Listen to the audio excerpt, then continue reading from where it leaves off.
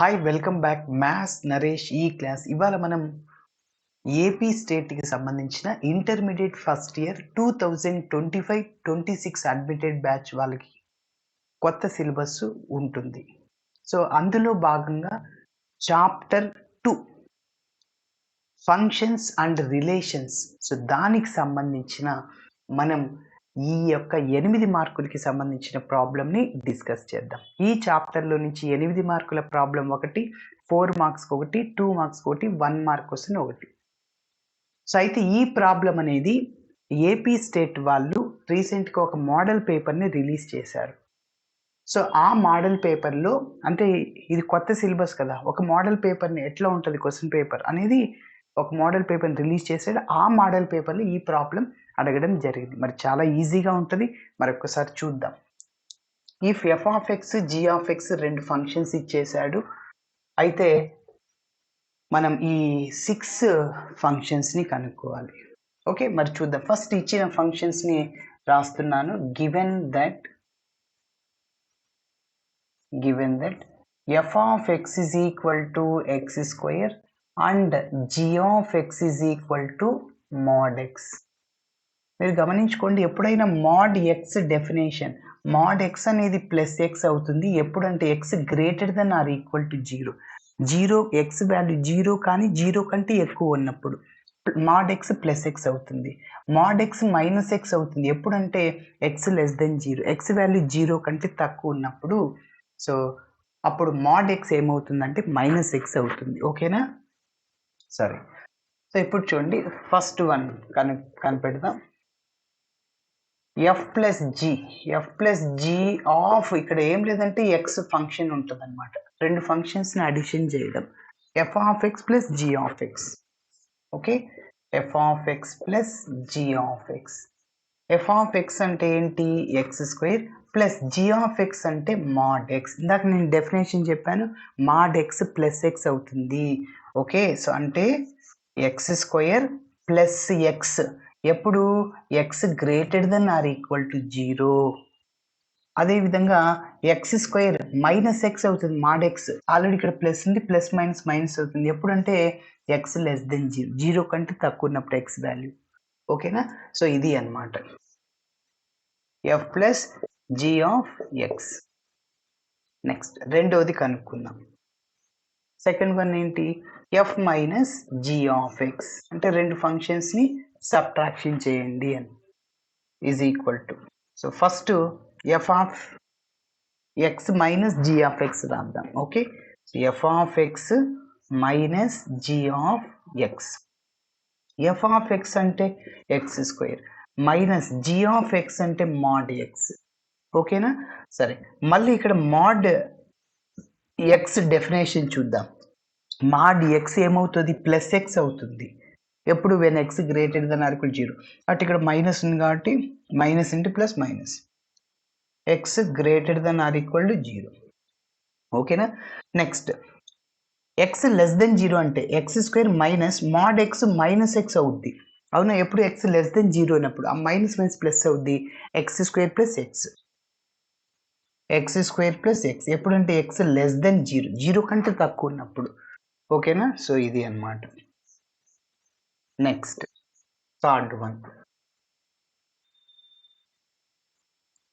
F into g. అంటే రెండు ఫంక్షన్స్ని మల్టిప్లై చేయడం. Okay, f into g of x. So కాబట్టి చెప్పండి, ఎఫ్ అంటే ఎఫ్ ఆఫ్ ఎక్స్ ఇంటూ దీన్ని జీ ఆఫ్ ఎక్స్గా రాసుకుంటాం. ఓకే, సో ఇప్పుడు f of x function x square plus into ఇక్కడ జీ ఆఫ్ ఎక్స్ అంటే మాడ్ ఎక్స్. ఓకే, మళ్ళీ చెప్పండి, డైరెక్ట్గా రాస్తాను చూడండి. X square into mod x plus x అవుతుంది. ఎక్స్ స్క్వేర్ ఇంటూ ఎక్స్ ఏమవుద్ది, ఎక్స్ క్యూబ్ అవుతుంది. డైరెక్ట్గా రాస్తున్నా ఎప్పుడు x less than or equal to 0. Sorry x greater than or equal to 0 or x is equal 0. Minus అనేది మాడ్యులస్లో plus అవుతుంది, so mod x plus అవుద్ది x greater than or equal to 0. But x square into x cube. Next x square into mod x minus x అవుతుంది ఎప్పుడు x less than 0. Mod x definition minus x అవుద్ది కాబట్టి minus x cube into x less than 0 minus into x square into x cube అవుతుంది. Okay, కాబట్టి ఇది third one, f into g of x. Okay, next మరి fourth వన్ని discuss చేద్దాం. So fourth one 2f. So 2 into f of x. F of x అనే ఫంక్షన్ని 2తో multiply చేసుకో. సో 2 ఇంటూ ఎక్స్ స్క్వేర్ అంటే 2x స్క్వేరే. Next f plus 3. F plus 3 అంటే f of x, f plus 3 of x, కాబట్టి దీన్ని f of x plus 3 constant, దాన్ని అట్లనే రాసేస్తున్నా. ఎఫ్ ఆఫ్ ఎక్స్ అంటే ఎంత, మళ్ళీ మనకి ఎక్స్ స్క్వేర్ ప్లస్ 3 అలానే ఉంటుంది. సో కాబట్టి ఇది మన answer. Last one f divided by g of ఎక్స్ని చూద్దాం.